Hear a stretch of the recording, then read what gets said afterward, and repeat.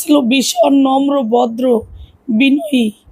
আবারও সোশ্যাল মিডিয়ায় নতুন করে কি তথ্য দিল পলাশ সাহার বড় বোন, চলুন এক নজর দেখে আসি।